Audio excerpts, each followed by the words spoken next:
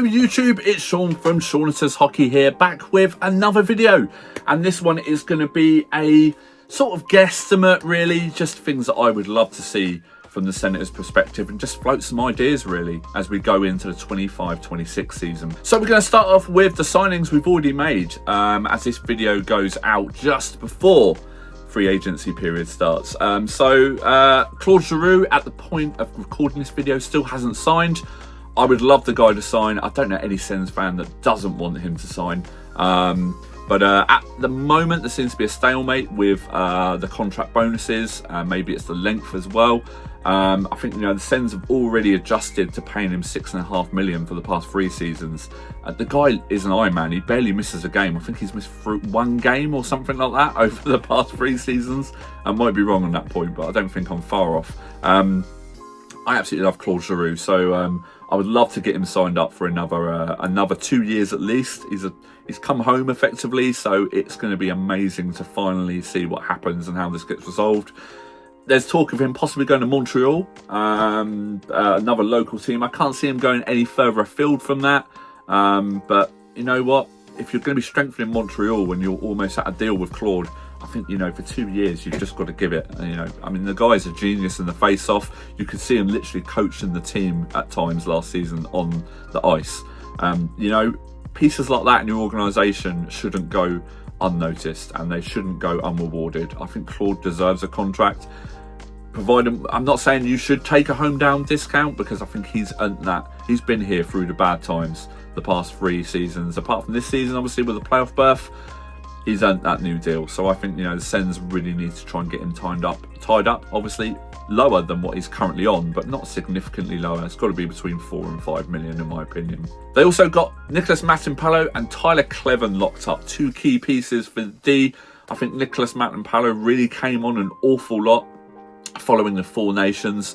I think he was absolutely brilliant in that tournament. He came up with some big plays, and as an emergency call-up effectively for the team, he'd done really well. So and obviously Tyler Cleven, it's Tyler Cleven, isn't it? I mean, the guy has just been absolutely brilliant since he's come in.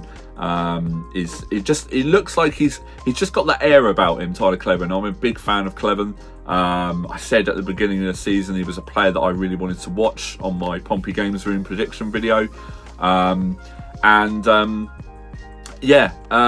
was a player that I wanted to watch out for. He's just been rewarded with a new contract, so it's all good, and he'll be around for a good few seasons. He's just got the air around him that I think he's going to be an amazing player for us and also subsequent teams that he plays for. He just brings a cool head. I think once he fills out a bit more as well, because he is a big guy, but he's quite a tall guy, and I think if he just packs out a bit more, I think he's going to be a really dominant defenseman. We know he can score, but he can also break things up as well. As a D, he's a bit of an all-rounder. So, really happy to have him locked up. So I'm just basically putting the camera on just to record this with thoughts off the top of my head. So we're not going to go through every single player on the roster, but I'm certainly going to touch on a few things here. And the first thing would be goaltending. Now, the Ottawa Senators are pretty blessed, to be honest, with the goalies that they've got. They all posted shutouts last year, and they all went through stages of the season where they were pretty much unbeatable, and that even goes for Anton Forsberg, who had some amazing performances along the way this season. A few stinkers as well, which every goaltender seems to have. But anyway, Anton Forsberg current cap hit is 2.75 mil. I believe it's around that. Sometimes I feel like you're better the devil you know. And they have apparently, Steve Stiles did sort of allude that they have spoken with all of the free agents that the Sens currently have. And you know what? It would be my opinion that you bring back Anton Forsberg. And hear me out, because to be honest, whenever I've posted this on comments online, when people have put up sort of questions and stuff, I have been ridiculed. But there is method behind my madness. So sometimes you're better the devil you know in goaltending. I would say a few years ago, they were all in, the Sens were all in on Mads Søgaard. Now, last year, he didn't have a great year with Bellevue, but Levi Merilainen did.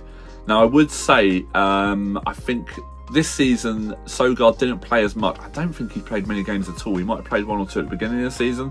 Forgive me on that. But the season before, he was thrown to the wolves a few times with the Korpisalo and Anton Forsberg debacle that we had. he was in goal for some awful games, Sogard, and I really think that affected and stunted his growth. He's coming into the last year of his deal next year, and you know what? I think it's a make it sort of season next year for Mads Sogard. The talent is all there. He's a great goaltender, but I think he's really got to shine next year. Now, the reason I'm saying that we bring back Anton Forsberg is the fact that, you know what, the tandem worked pretty well this year. I think you could get Anton Forsberg signed for less than he's currently on now. And we keep the tandem we've currently got. And you leave Levi Meriläinen in Bellevue to cook for another season. Because he's going to be up against Mads Sogard, who, you know, he wants to rebound. He lost the starters net to Levi Meriläinen last year in Bellevue. Levi is going to benefit a lot more from being a starter in the AHL, an emergency sort of third goalie for the Sens, which he'll be used. Of course he will. So would you leave him in the AHL to cook for another season as a starter, a number one, with pressure on his head, with the responsibilities he's going to have? It'll just prepare him that bit more and season him that bit more. He's had a fantastic start to life in the NHL, and I just think it would be a shame just to have him as a backup netminder. Yes, he's going to be around Linus Ullmark pretty much all season if we let Anton Forsberg walk, or he isn't the backup goalie. But I think you learn more in games, and Levi Meriläinen's proved that. He was without Linus Ullmark pretty much all season in the AHL, and he was lights out when he came up. So let's not sort of throw that out. You know, there's a lot to be said for basically sticking with what we've got. Now, if we sign Anton Forsberg, I mean, he's not going to take a massive cut, is he? Because I think he probably could get a job somewhere else with another NHL team for probably around the 1.8 to 2.2 mil. But if he, you know, his family is settled in the area now, he had a lot of upheaval at the beginning of his career. I think we picked him up off of waivers. I want to say from Pittsburgh. It might have been from Chicago or something, but like I said, I'm recording this video off the top of my head. So yeah, he's settled in the area. The Sens have stood by him when he did his double his ACL injury that he did, both his legs, a couple of years ago. That was tragic to watch, because at that time he was actually looking an absolute stellar goaltender. Yeah, unfortunately, injury just hit him. But yeah, keeping Anton Forsberg, if you can get him around the sort of 1.8 to 2 mil mark, I think you do it all day long. You keep him, you don't give him a long deal, probably 1-2 years. I would say probably a 2-year deal. And yeah, I would say you keep him around, because you know what, if things don't work out with Levi, that's 2 goaltenders that you've absolutely destroyed mentally, and then they're going to go down to the AHL. And like I said, Mads Sogard's on a prove it year this year, coming out. I think this is a big year for him. I think if he doesn't play great with Bellevue, I could see him not being retained by the Sens. We've seen this before with the Sens, obviously, you know, with Philip Gustafsson now with the Minnesota Wild. There's also so many other players around the NHL that have sort of had bad seasons with the Sens, and they've just been let go. Obviously, other goaltenders are Ben Bishop and Joey Decord, that they gave up on way too early. I'm not saying you're giving up on Anton Forsberg, but you're certainly going with someone else that you don't know. Because I think the other alternatives are, if you let Anton Forsberg walk, then you need a backup goalie. I would say the only likely players out there are Alex Lyons, who's with Detroit, not being renewed. He's on around 900k. He's a solid backup goaltender, but will he come? And I think it's David Riddick, who played for LA. Didn't have a great season this year, but they're probably the players you're looking at if you're looking for. You're not going to be getting, say, a Jimmy Husso, who's just about to leave San Jose. Sorry, no, the Ducks. He's just about to leave the Ducks, sorry. Or you're not going to be getting a Jake Allen, who's just leaving the Devils. So, you know, they're all going to be well out of our price range. So sometimes I think you're best to stick with the devil you know, and I would be retaining Anton Forsberg on a sensible salary. Then we move to the D. So we've got 2 players out of contract, and Dennis Gilbert, who we barely saw, but the small sample size I saw, you know, I think he'd be pretty decent as a 7th D. And Travis Hamonic. So Travis Hamonic obviously had the no trade clause, and his family's settled in Ottawa. Now, what I would say with Travis Hamonic, from interviews I saw towards the end of the season, he wasn't against staying with the Sens. He said he's settled in the area, he loves it here. And I think he's someone that if you needed to down the line, you could re-sign, during July. If no one's picked him up, you could re-sign at a very, very team-friendly deal. So I would leave him in the background there. But Dennis Gilbert, like I said, I like the idea of Gilbert when we got him. I think I said on the Cousins track, I didn't say it on here, sorry, but on the European Sens fan page that I run, I said it on there. I like Gilbert. I like what he bought. He's, you know, a lot of people were gutted when the Sabres traded him along with Cousins to us. So, yeah, I've got to admit, I probably wouldn't be prioritising either of those straight away. I really like Donovan Sabrango. Obviously, he's a restricted free agent, so I mean, he's probably going to get re-signed, let's be honest. But I think it opens up other options for the Sens in free agency now on the D line. We've got around. I think if Giroux signs, I think the cap comes down to about, if he was to sign sort of the $4.5 million deal, I think we would have about $6 million to play with, I think, from memory. Don't quote me on that again. Yeah, it's, I will say, I think that they've got to fit a lot in. But D-wise, I think we're pretty set. Obviously, Nick Jensen's just had an operation. We've got Thomas Chabot, we've got Arten Zub, we've got Tyler Cleven and Jake Sanderson. That's 5 competent D. It might be you only need to fill out a few more things on there to really push us to the next level. Now, there has been some talk around Rasmus Andersson from the Calgary Flames being as a real sort of trade chip for the Sens. They're really keen to acquire him. But what I would say about that, he's coming into the final year of his contract next year at $4.5 million. They've just signed Lassie Thompson as well. Now, Lassie Thompson's not a defenseman, let's be honest. He is just a decent shot defenseman. At the moment, he is definitely in that sort of 7th defenseman role for the Sens, but they do need to get someone else in. Anderson, you know what? You're going to have to give up a key piece from the Sens to get Anderson. So obviously there would be money coming off the books and money coming on. So I wouldn't be against Anderson signing from Calgary, but it would have to be obviously for the right player leaving. A lot of people talking like players like Batherson possibly leaving in that sort of a trade, which I wouldn't be a fan of particularly. But hey, who knows? We've also got the draft pick this year, which could be in play. I say some stuff on that down the line for who I think that should be used on, but you know, that's just my opinion. But yeah, so I would say probably the 2 defensemen that obviously I don't think will be returning, but wouldn't be shocked if Hamonic returned. But I actually no, I would be shocked if I saw Hamonic return. You know what? At stages of the season, he was scratched most of the season. So if Lassie Thompson signed, I think it's maybe closed the door, let's be honest, for our defensive free agents. But I think we sort of do need to strengthen. Indeed, we do sort of need at least one more body back there. Like I said, we're listening off the defensemen, the competent defensemen we have, just to round it out. You know, Jensen's just had an operation this year, so let's see how he does next season. He's coming into the last year of his deal as well. So yeah, I mean, I'm all ears for a trade. Rasmus Andersson seems to be quite high on the Sens list for a sort of a trade.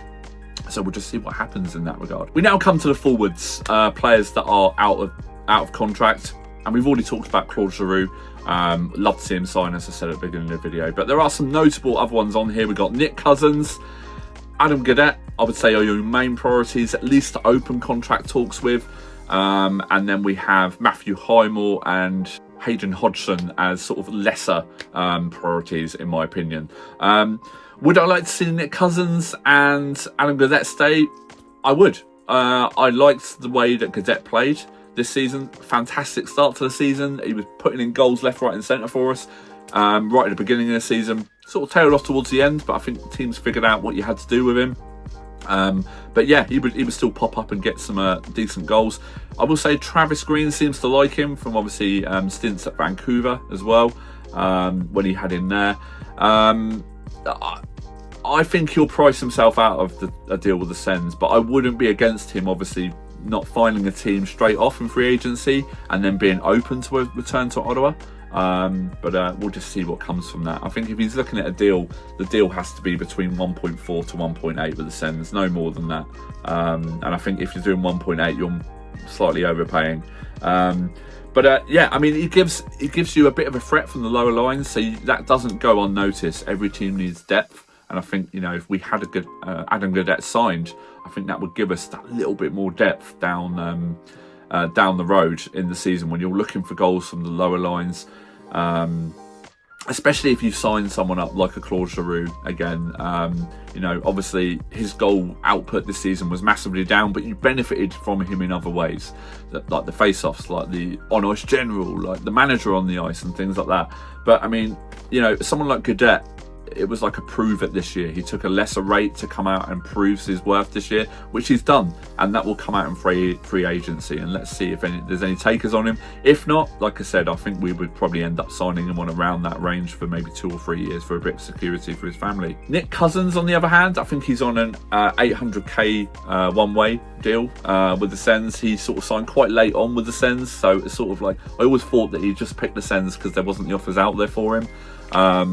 Yeah, you make that sign again with Nick Cousins all day long. I think he was great this season at periods. He was a little bit off at times, and he was also injured as well.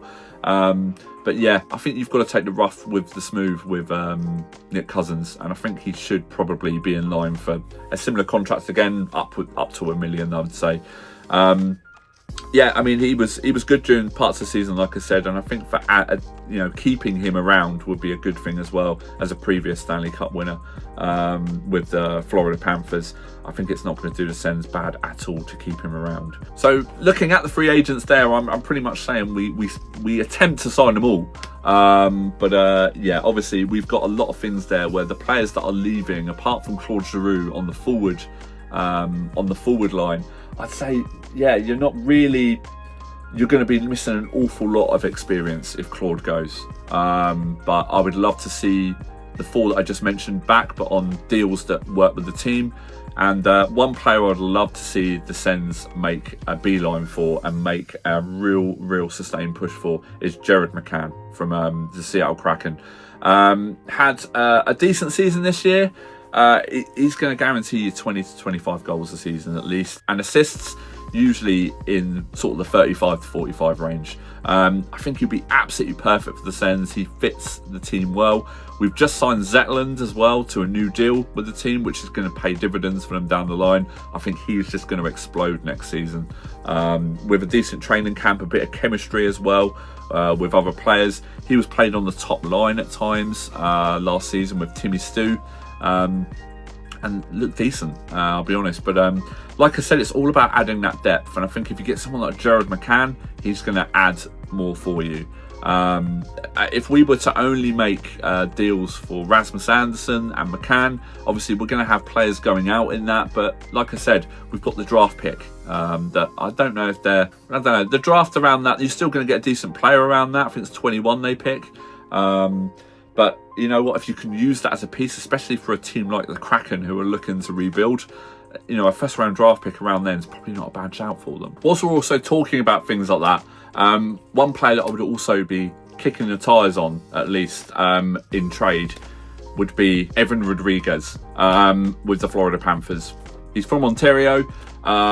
He sounds like he's going to be a bit of a cap dump, a casualty from the Florida Panthers. It seems to be like they're getting into cap hell at the moment if they want to sign Marchand, Bennett, and also keep Ekblad around, which I don't think they're going to be keeping Ekblad around by the sounds of it. But there is some cap juggling they're going to have to do there for sure. So yeah, I would definitely kick the tyres on Evan Rodriguez. He's scored goals wherever he's gone. I've always liked the intensity he shows. To bring in another player with some Stanley Cup experience as well, I think would actually benefit you quite a lot. And effectively, you wouldn't have to give it a lot up to get Evan Rodriguez.